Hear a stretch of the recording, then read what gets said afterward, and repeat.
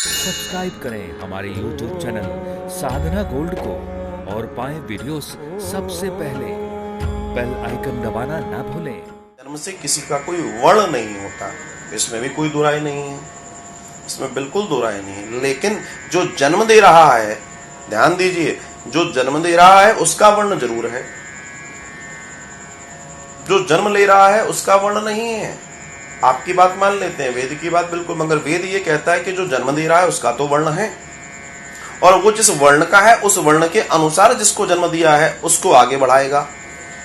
वो अपना वर्ण, अपना गोत्र देगा, गोत्र तो देगा कि नहीं देगा, वो अपनी संस्कृति देगा, वो उसने अपने जीन्स उसको दे दिए, उसने अपना सब कुछ, अपने पीछे की पूरी यात्रा उसको दे दी, और फिर उसका जब संस्कार की बारी आती तो उस आधार पर उसका संस्कार हो रहा है भैया, उस आधार पर उसका संस्कार हो रहा है, ये चीज समझिए।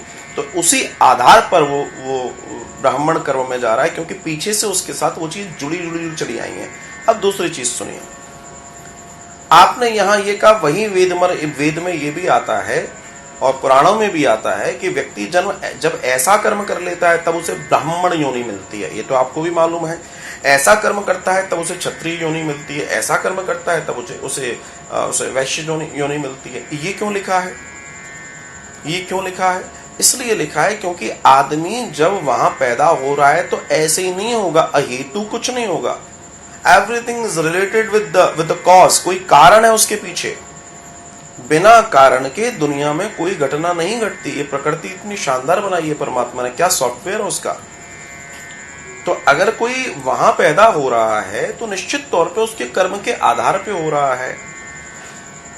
भरत जी ने जब मृग के ऊपर अपने आसक्ति डाली तो अगला जन्म किसका हुआ? मृग का हुआ या नहीं हुआ? अब आप इस योनि की बात करेंगे तो आप क्या कहेंगे कि भरत के कर्मों की बात, यहाँ कर्म पे ही तो आधारित हो गया भैया।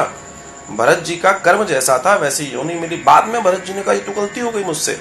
फिर भरत जी ने फिर से चर्चा शुरू की, और जब फिर से चर्चा शुरू की अपने आप से कि मैंने गड़बड़ कर दी, अब मुझे सुधार करना है, तो भरत जी इस बात का चिंतन करने लगे कि अब मुझे ब्राह्मण परिवार में पैदा होना है। प्रभु, मैं क्षत्रिय था, मैं धर्म को सही से नहीं निभा पाया, आपसे निवेदन है कि मुझे एक ब्राह्मण परिवार में जन्म दीजिए, जिससे वहां मिले संस्कारों से मैं अपने आप को आगे बढ़ा सकूं, मेरा काम ज्यादा आसान हो जाए। तब श्री भरत जी को अंगिरस गोत्र के ब्राह्मण देवता के यहाँ जन्म मिलता है। आप जो इस चीज को देख रहे हैं, क्या होता है, देखो, वेद की जो वाणी है वो सामान्य दृष्टि में कभी समझ आ ही नहीं सकती।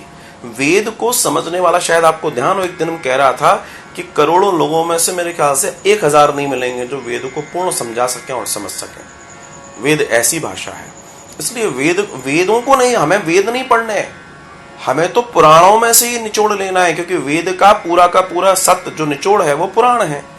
तो पुराणों को जानिए, वेद मत पढ़ो। इसलिए नहीं पढ़ो, मैं खुद कह रहा हूं, वहां कंफ्यूज हो जाओगे। पुराण पढ़ो, क्योंकि वेदों का ही निचोड़ पुराण है। वेदों का निचोड़ पुराण इसलिए कलयुग में दिया गया क्योंकि लोग वेद नहीं पढ़ पाएंगे, नहीं समझ पाएंगे। इस चीज का विशेष ध्यान दीजिए।